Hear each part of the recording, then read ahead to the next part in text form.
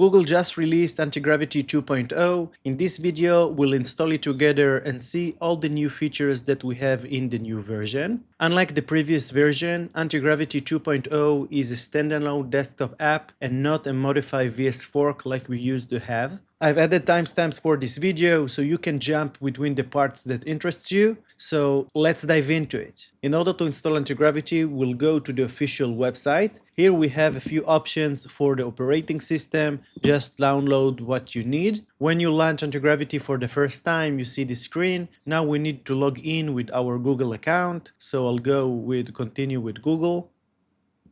After we successfully logged in, we can see the setup. In the first step, they are telling me about security and they want to improve anti-gravity experience and collect my data. Of course, I'm going to uncheck this box and let's see the next step. Now we need to choose the theme. I'll go with dark. Now Antigravity suggests some plugins that are relevant for Google. In my use case, I'm going to install Chrome DevTools. The rest are not relevant for me, and I can install it after if I want to. So this is the new Antigravity app. When we click on new conversation, we can see the screen. Here I can type any prompt I want. For example, what's new about Antigravity 2.0? After that, we can pick the model. Currently, I'm using Gemini 3.5 Flash High. There is also the medium option. The difference between these models is the reasoning level. High go with high reasoning level and medium goes with medium reasoning level. The higher the reasoning level, the model will think harder on planning and executing our tasks at the price of consuming more tokens and taking longer to execute. For our example, I'm going to use the medium because the task is kinda simple. If we want to enrich the context and give more info to the model, we can click on the plus button. Here we can add media, we can mention files, we're going to see it in a second. We can use the new actions, and there's also a built-in option for browsing that allows the model to browse the web like a user. This is useful when you want to test some features if you are working on a web app. For this prompt, I don't need any context, I can just execute, so let's click on this blue button. By the way, I forgot to introduce myself. I help developers turn AI into real workflows, so sub and like, it really helps me provide more value for you. And that's it, we can see the key features and updates in Antigravity, but most of the time we want to execute prompt inside the project and to use the context and mention files. That's why we have the projects option. In order to create a new prompt in a project, we'll go to new conversation.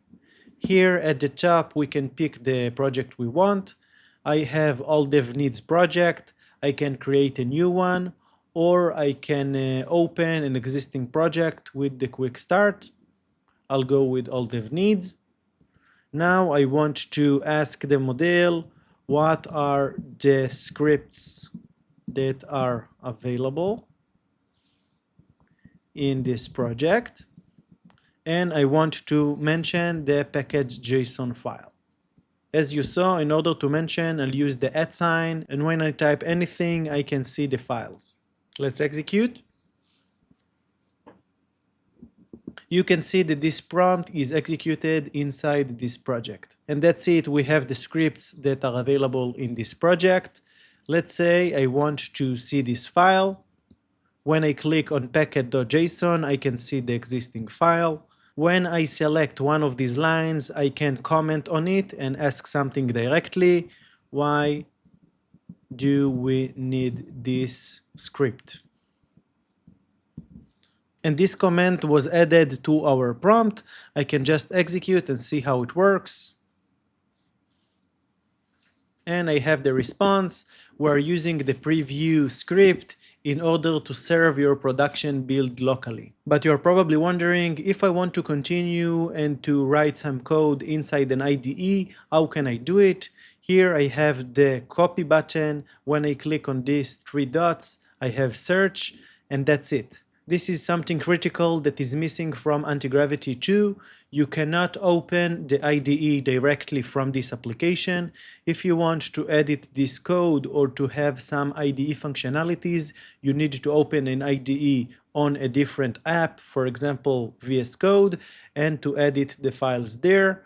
Here you can just see specific files and comment on them. I don't know how they released it without this functionality. It's a great time to talk about anti-gravity pricing. We have the individual plan, which is free and is very limited. We have the Google AI Pro, which is $20 a month.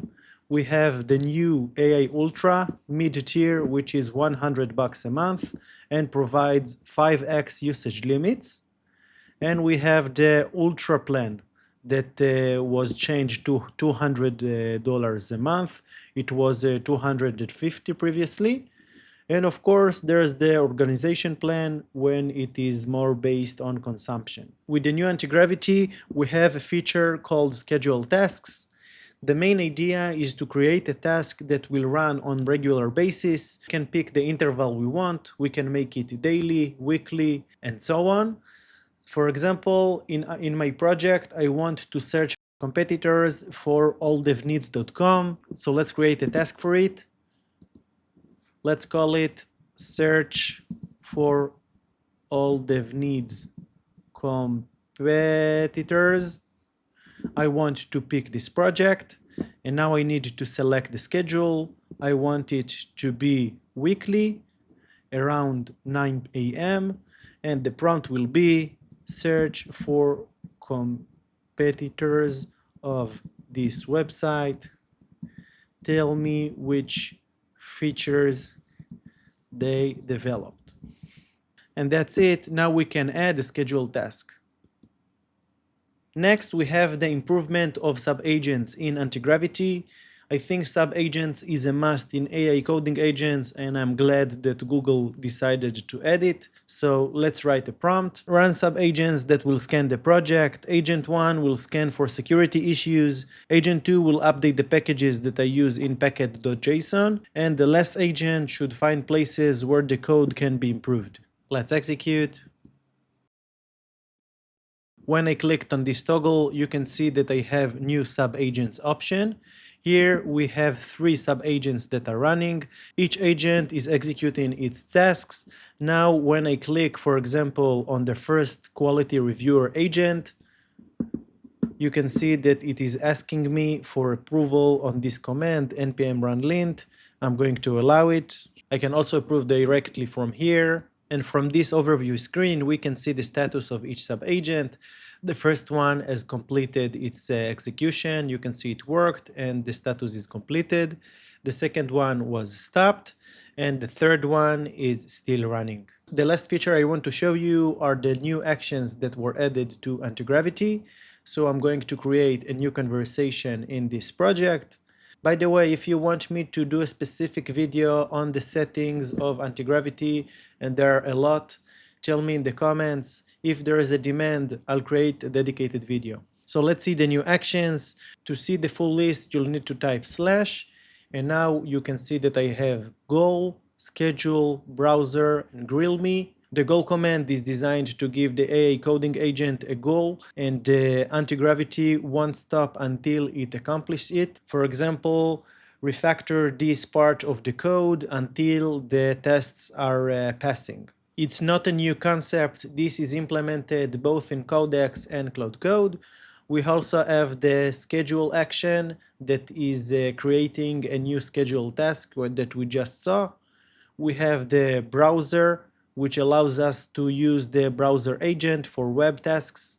And we also have Grill Me. When you use this one, it will start interviewing you in order to create a plan that is designed for your needs. Again, if you want me to cover these actions in details, tell me in the comments and I'll create a dedicated video. And that's it. I hope Google will fix the IDE integration as soon as possible. If you like the content, like and sub to our channel for more tutorials like this.